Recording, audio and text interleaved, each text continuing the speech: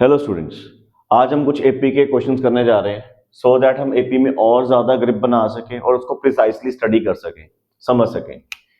The sum of fourth and eight term of AP is 24।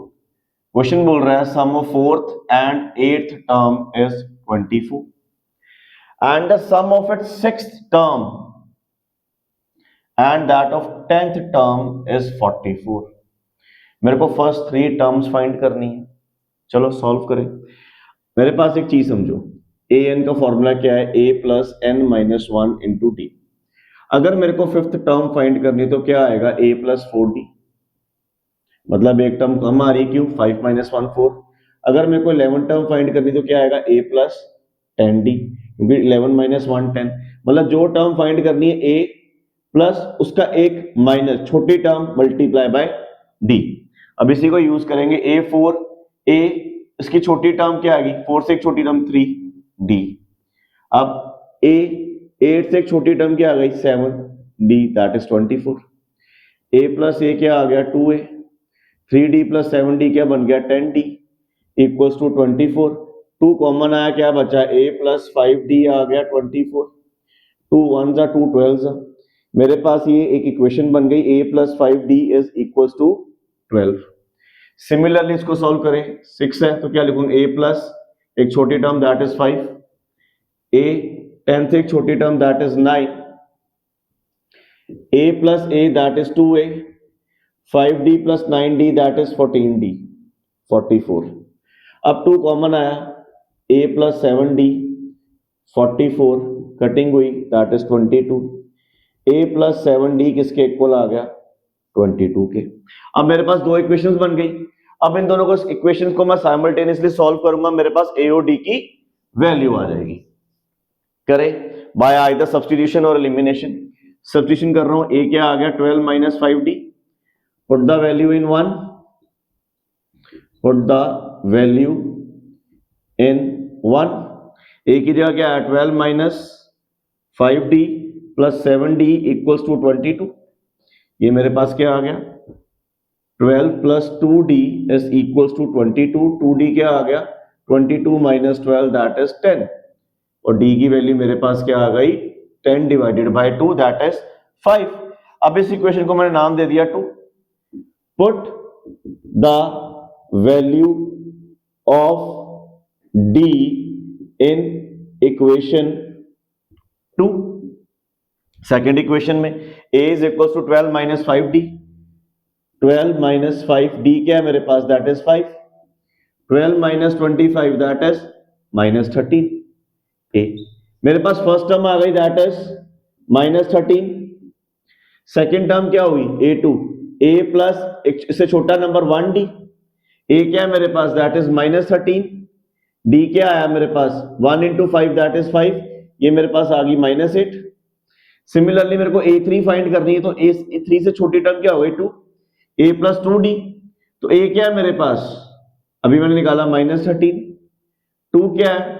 Sorry d क्या है मेरे पास? दैट इज 5, ये मेरे पास आ गया minus 13 plus 10 that is minus 3।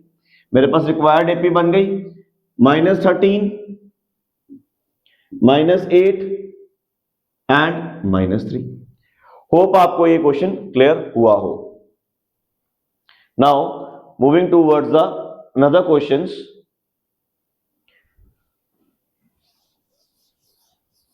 So that मेरे को एपी समझ आए प्रॉपर वे में।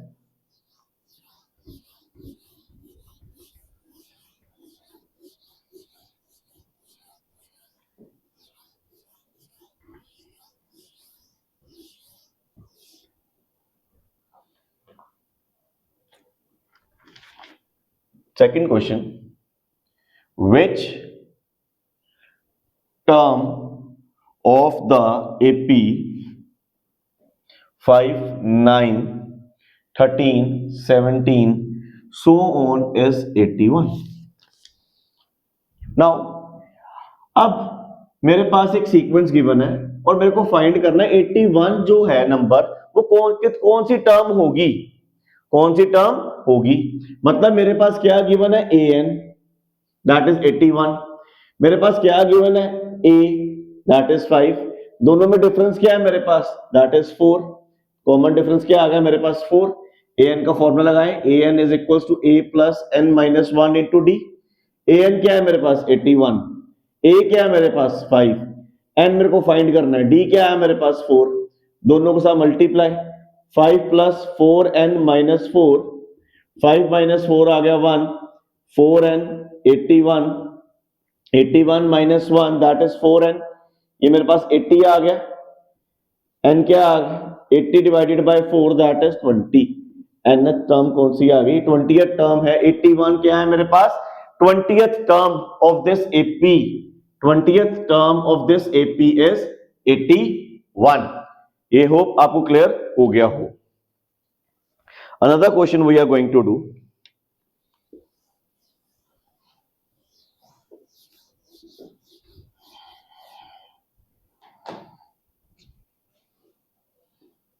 Third question, which term of the AP 5, 15, 25 will 130 more than its 31st term। Question खुद बोल रहा है कि मेरे को एक विच टर्म ऑफ एपी, ये मेरे पास एपी गिवन है 5, 15, 25 so on will 130 more than 31st term, मतलब 31st टर्म से 130 मोर। मेरे को पहले 31st टर्म फाइंड करनी है। इसको सॉल्व करने के लिए ए क्या आ गया मेरे पास 5, डिफरेंस क्या है दोनों में that is 10। 31st term find करूंगा तो उससे एक छोटा नंबर लिखूंगा साथ में a प्लस 30d। ए क्या है मेरे पास 5, 30 इंटू डी, 5 प्लस 300, यह आ गया 305। अब इस टर्म से 130 ज्यादा वाली कौन सी टर्म होगी, मतलब A31 plus 130, 305 plus 130 that is 435, कौन सी टर्म है इस एपी की। अब मतलब मेरे पास ए एन आ गया 435, ए क्या मेरे पास 5, एन मेरे को फाइंड करना है, डी दोनों में क्या डिफरेंस क्या आया 10, इधर जाके माइनस हुआ क्या आ गया 430, एन माइनस 1 ये नंबर जो मल्टीप्लाई हो जाके डिवाइड होगा, N minus 1 430 divided by 10 that is 43 is equals to N minus 1, तो एन की वैल्यू क्या आ गई 44। The answer is the 44th term is 130 more than 31st term. Hope ये भी क्वेश्चन आपको क्लियर हुआ हो। एक और क्वेश्चन कर रहे हैं इस वीडियो में,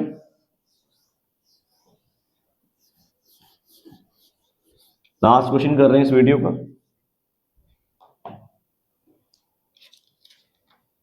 question is find the 8th term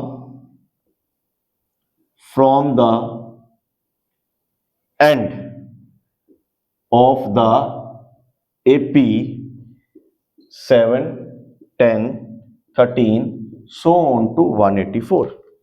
मेरे को 8 टर्म फाइंड करनी है एंड से, लास्ट से, मतलब मेरे को उल्टी सीक्वेंस चलानी पड़ेगी। इसके लिए मैं क्या करूंगा, मेरे पास फर्स्ट टर्म तो आ गई, चलो 7, डिफरेंस क्या आया दोनों में, डी क्या आया 3, 7 में 3 ऐड कर रहा हूं 10 आ रहा है, 13 में से 3 माइनस कर रहा हूं क्या आया 10, मतलब 7 में 3 ऐड किया 10, 13 में से 3 माइनस किया 10। जब मेरे को ये उल्टी सीक्वेंस चलानी है, मेरे पास फर्स्ट टर्म आ गई 184। अब जो मेरे पास कॉमन डिफरेंस है that will be -3 because 13 minus 3 is 10, और मेरे को कौन सी फाइंड करनी है दैट इज 8th टर्म। इसको ऐसे लिखूंगा a प्लस 7d, a क्या है मेरे पास 184, 7 इंटू -3 ये क्या बन गया मेरे पास 184, 7 3 21, 3 163 is the 8th term from the last। Hope आपको ये nth टर्म का फॉर्मूला जो है an is equal to a plus n minus 1 into D, इसका कंसेप्ट आपको समझ आया हो। Thank you everyone.